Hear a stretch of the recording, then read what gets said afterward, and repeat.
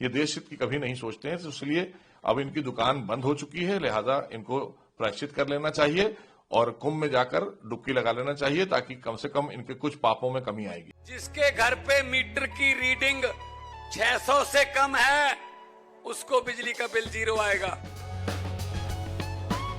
मेरा बिजली ਦਾ ਬਿੱਲ ਪਹਿਲਾਂ 1 ਸਾਲ ਪਹਿਲਾਂ ਆਵਾ ਤਾਂ ਤੇ ਹੁਣ ਵੀ 1 ਸਾਲ ਹੋ ਗਿਆ ਵੀ ਆਂਦਾ ਨਹੀਂ ਹੈਗਾ, ਜਦ ਆਹ ਭਗਵੰਤ ਮਾਨ ਦੀ ਸਰਕਾਰ ਬਣੀ ਆ ਜੀ। ਮੁੰਡਾ ਸਾਨੂੰ ਛੋਟਾ ਕਹਿੰਦਾ ਪਿਛਲੀ ਵਾਰੀ ਬਿੱਲ ਕਿੰਨਾ ਆਇਆ था माँ 3500 रुपया, कहना ऐसी 0 आया। माँ पे ऐसा मुख्यमंत्री पूरे इंडिया में बनना चाहिए।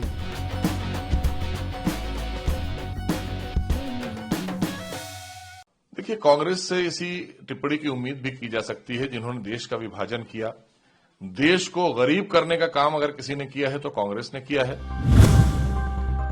लगता है कि लोगों को एक समान अधिकार देने के लिए उनको अधिकार दिलाना यह सरकार का दायित्व होता है, सरकारों की जिम्मेदारी होती है।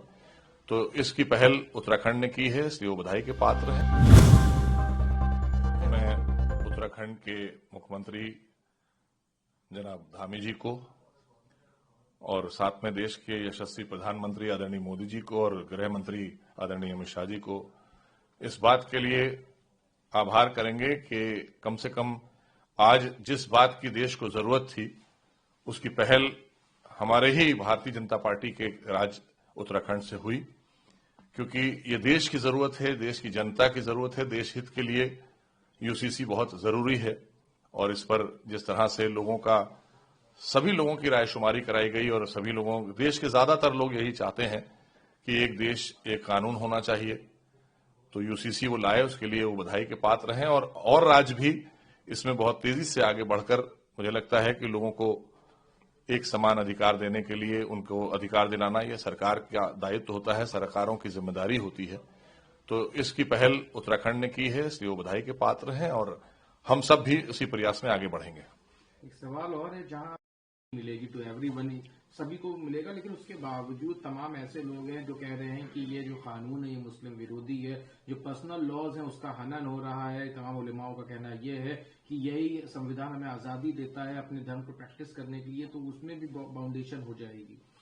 देखिए, मुझे लगता है कि शायद जो लोग पर्सनल लॉ बनाकर अपना कानून थोपना चाहते हैं वो हमारे देश के कानून से इत्तेफाक नहीं रखते हैं, और जो लोग हमारे देश के कानून से इत्तेफाक नहीं रखते हैं, जो लोग हमारे देश के कानून के प्रति गंभीर नहीं हैं और या देश के कानून को नहीं मानते हैं, उनके लिए इस्लामिक मुल्क बने हुए हैं। अगर उन्हें लगता है, क्योंकि हमें तो एक देश और एक कानून अच्छा लगता है, क्योंकि हमारे देश में एक संविधान है और सबके लिए, सबके हितों के लिए है, तो इसलिए उस संविधान के साथ हम सबको जाना चाहिए। और जो लोग इस तरह की आवाज उठाते हैं, तो पहले उन्हें अपने गरेबान में झांकना चाहिए कि क्या वो अपने घर में, अपने परिवार में, अपने समाज में लोगों के साथ न्याय कर पाते हैं। इसलिए जरूरी है कि यूसीसी सब जहां आना चाहिए और देश में भी आना चाहिए।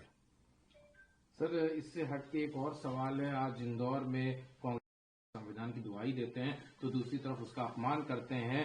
क्या गंगा में डुबकी लगा लेने से देश से गरीबी चली जाएगी? कुंभ पे उन्होंने इस नकारात्मक ये टिप्पणी करी है। देखिए, कांग्रेस से इसी टिप्पणी की उम्मीद भी की जा सकती है, जिन्होंने देश का विभाजन किया। देश को गरीब करने का काम अगर किसी ने किया है तो कांग्रेस ने किया है।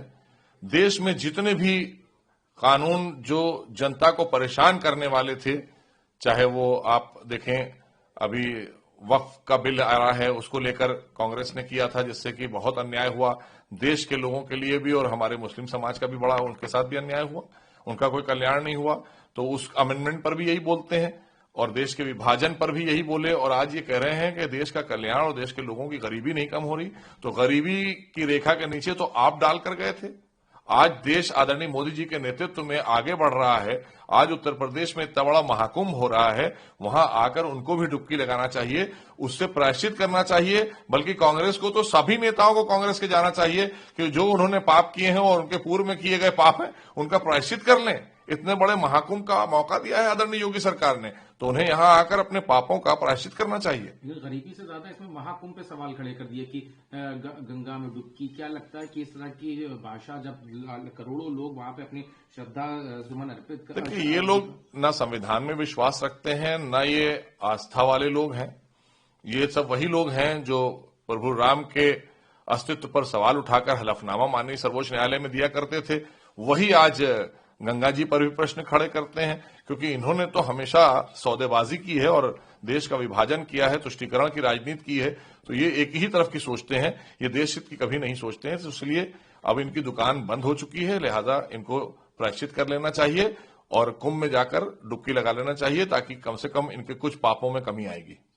सर, उन्होंने अपने बयान में साथ में ये भी कि वल्लभ भाई पटेल ने आरएसएस पर प्रतिबंध लगाया था और उसके बाद सभी चीजें हुई, लेकिन आज बीजेपी ने और आरएसएस की जो भूमिका रही महात्मा गांधी के असैसिनेशन से लेकर सारी चीज का उन्होंने जिक्र किया।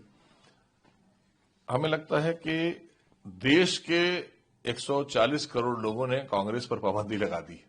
ये जाकर पहले चिंतन और मंथन करे कांग्रेस, क्योंकि इन्होंने जो विभाजन किया, जो सांप्रदायिक दंगे कराए, तुष्टीकरण की राजनीति की, उससे जनता ऊब चुकी थी।